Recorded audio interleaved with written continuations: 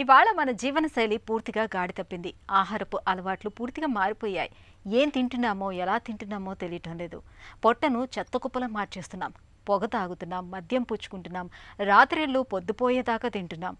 ఒత్తిడి, ఆందోళనలతో సతమతమవుతున్నాం. ఇవన్నీ మన ఆరోగ్యం పైన, ముఖ్యంగా మన పొట్ట పైన చాలా తీవ్రమైన ప్రభావాన్ని చూపిస్తున్నాయి. పొట్టలో సమస్యల తాకిడి చాలా వరకు మన జీవనశైలే కారణంగా చెబుతారు డాక్టర్లు. గాడి తప్పిన జీవనశైలితో పొట్టకు వచ్చే చిక్కుల గురించి ఇప్పుడు తెలుసుకుందాం.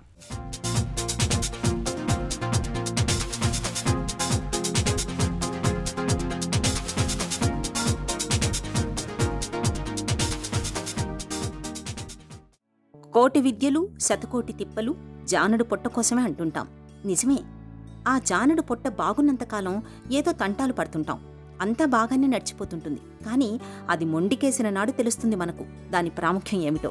అజీర్ణం, అసిడిటీ, కడుపుబ్బరం, ఈ ఉదర బాధలకు అంతే లేదు. అసలు తినాలని అనిపించకపోవటం నుంచి ఏమి తిన్నా విరేచనాల వరకు ఈ ఉదర సంబంధ సమస్యల చిట్ట అనంతం. అందుకే నేడు కడుపు చేత పట్టుకొని వైద్యుల చుట్టూ తిరుగుతున్న వారికి అంతుండటం లేదు. ఉదర బాధల్లో చాలా భాగం మన స్వయంకృతాలు. ఆధునికత మన ఆహారాన్ని, అలవాట్లను, మొత్తం జీవనశైలినే మార్చివేస్తోంది. విపరీతమైన మానసిక ఒత్తిడి నుంచి వింత వింత విరుద్ధాహారాల సేవనం వరకు అవాంఛనీయమైనవే ఎక్కువ. మన ఆహారపు అలవాట్లు, జీవనశైలిని ఆరోగ్యవంతంగా తీర్చిదిద్దుకోవడం తక్షణ అవసరం. మన లైఫ్ స్టైల్ పట్టి మన పొట్ట కూడా బిహేవ్ చేస్తుంది. సరైన ఆహారం తీసుకుని, సరైన టైంకి పడుకుని, సరైన క్రమశిక్షణగా లైఫ్ గడిపితే అప్పుడు డెఫినెట్లీ మన పొట్ట కూడా మన మాట విని యాసిడిటీ రావడం, యాసిడిటీకి సంబంధించిన జబ్బులు అంటే గ్యాస్ట్రోఎసోఫేజియల్ రిఫ్లక్స్ కానీ, స్టమక్లో అల్సర్స్ కానీ, పేగుల్లో అల్సర్స్ కానీ, కొన్ని సందర్భాల్లో హెచ్ పైలోరీ అంటే హెలికోబాక్టర్ పైలోరీ అని ఒక సూక్ష్మజీవి ఉంటుందండి. దానికి సంబంధించిన ఇన్ఫెక్షన్స్ రావడం, ఎందుకంటే కలుషితమైన ఆహారం కానీ, నీరు కానీ తీసుకున్నప్పుడు ఇలాంటి సందర్భాల్లో ఈ ఇన్ఫెక్షన్ రావచ్చు. దీంతో కూడా అల్సర్స్ స్టమక్లోను, ఇంటెస్టైన్లో రావచ్చండి. తర్వాత లైఫ్ స్టైల్ అంటే ఆల్కహాల్ తీసుకోవడం, స్మోకింగ్ చేయడం, ఇలాంటివి చేసినా కూడా స్టమక్లో అల్సర్స్ రావడం, ఫుడ్ పైప్లో యాసిడిటీ రిలేటెడ్ ఇష్యూస్ రావడం, లేకపోతే కాలేయంలో అంటే లివర్లో ఫ్యాట్ రావడం, లివర్ డిసీజ్ రావడం, దీర్ఘంగా ఉండే లివర్ డిసీజ్లు, క్రానిక్ లివర్ డిసీజ్, ఒక్కొక్కసారి సిరోసిస్, లివర్ క్యాన్సర్స్ కూడా దారితీస్తాయి. ఎక్కువ ఆల్కహాల్ తీసుకుంటే ప్యాన్క్రియాస్లో ఉన్న జబ్బులు కూడా బయటపడతాయి. దాన్ని అక్యూట్ అండ్ క్రానిక్ ప్యాన్క్రియాటైటిస్ అంటారు. ఒక్కొక్కసారి ప్యాన్క్రియాటిక్ క్యాన్సర్స్ కూడా దారితీస్తాయండి.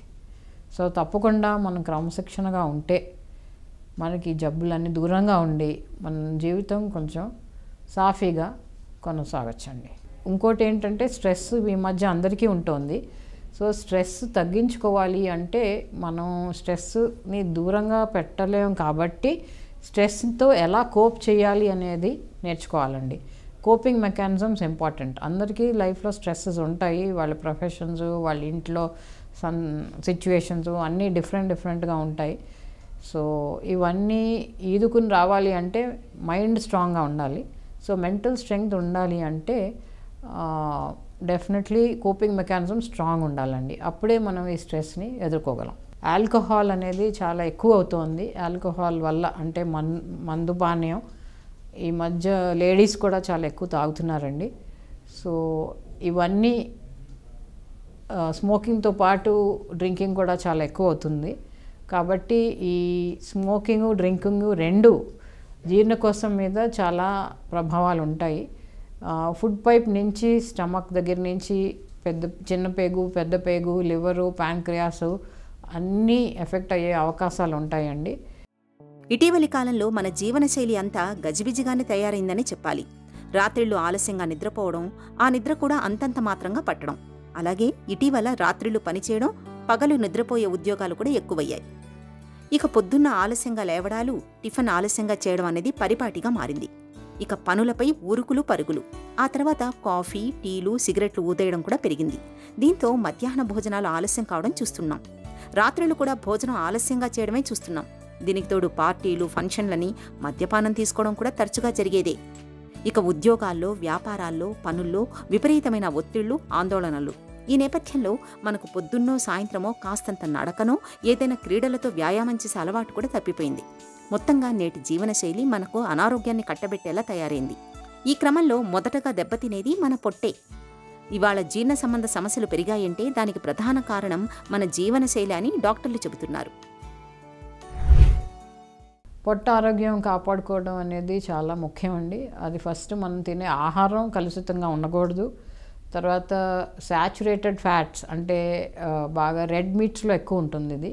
తర్వాత రకరకాల బటరు, చీజు ఇలాంటివన్నీ బాగా కొవ్వు పదార్థాలు, నెయ్యిలు, డీప్ ఫ్రైజు ఇవన్నీ దూరంగా పెట్టాలండి.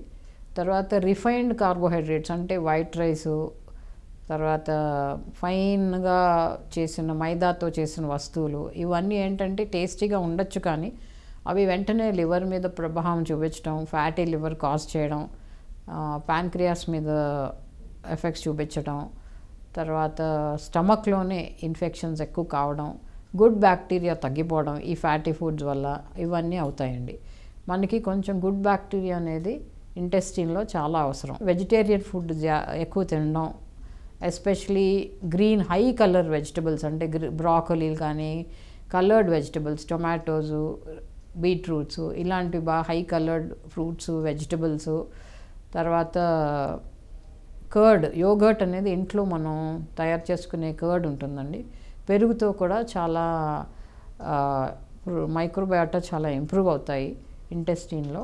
మేము ఈ సిమ్టమ్స్ అన్నీ ఎక్కువగా ఉంటాయి అంటే కడుపు నొప్పి కానీ, గుండెలో మంట కానీ, ఛాతీలో మంట కానీ, త్రేణుపులు రావడం కానీ, తిన్నది అరగకపోవడం కానీ, కడుపు ఉబ్బరం కానీ ఇలాంటివన్నీ ఉంటే మేము ఎండోస్కోపీ అని ఒక టెస్ట్ చేస్తామండి. అది నోట్లోంచి ఒక ఫ్లెక్సిబుల్ పైప్ పాస్ చేసి ఫుడ్ పైప్లో ఏముంది, స్టమక్లో ఏముంది, తర్వాత ఇంటెస్టిన్లో ఏముంది, సూక్ష్మజీవి ఏమైనా ఉందా అని స్టమక్ నుంచి కూడా ఒక టిష్యూ తీసి టెస్ట్ చేస్తామండి. తర్వాత ఒక్కొక్కసారి జీర్ణం, ప్యాంక్రియాస్ ప్రాబ్లమ్స్ ఉన్నా కూడా జీర్ణం సరిగ్గా అవ్వదు. లాంటి వాళ్ళలో కూడా స్టూల్ బాగా లార్జ్ వాల్యూమ్ స్టూలు ప్యాన్లో ఫ్లోట్ అవుతూ ఉంటుంది, మోషన్ ఫ్లష్ అయినా కూడా వెళ్ళిపోదు కిందకి. ఇలాంటప్పుడు కూడా ప్యాన్క్రియాస్కి సంబంధించిన బ్లడ్ టెస్ట్లు, స్కాన్స్, ఒక్కొక్కసారి different types of scans, endoscopic ultrasound అని ఇలాంటి ఆయుధాలు కూడా వాడాల్సి వస్తుందండి. పొట్టను ఆరోగ్యంగా ఉంచుకునేందుకు జీవనశైలి మొదలుకొని అలవాట్లు, ఆహార వ్యాయామాల విషయంలో తగిన జాగ్రత్తలు తీసుకోవాలి. బరువును అదుపులో ఉంచుకోవాలి. రోజువారీ ఆహారంలో కొవ్వులు, చక్కెర పదార్థాలని బాగా తగ్గించాలి. మద్యపానం వంటి చెడు వ్యసనాలకు దూరంగా ఉండాలి. ఈ ప్రాథమిక ఆరోగ్య సూత్రాలను క్రమబద్ధంగా పాటిస్తుంటే పొట్టలో సమస్యలు చాలా వరకు తగ్గిపోతాయి. ఇక రాత్రిపూట వేళకు నిద్రపోవాలి. ప్రతినిత్యం శరీరానికి చాలినంత శ్రమను కల్పించుకోవాలి. రోజు ఓ గంటైనా వ్యాయామం చేయాలి. కాఫీ, టీలను బాగా తగ్గించాలి. దురలవాట్లకు దూరంగా ఉండాలి. ఒత్తిడిని తగ్గించుకునేందుకు నచ్చిన హాబీలను సాధన చేయడం మేలు. ఇవన్నీ చేయగలిగితే జీవనశైలి వల్ల వచ్చే జీర్ణ సంబంధ సమస్యలకు చాలా వరకు అడ్డుకట్ట వేయొచ్చు.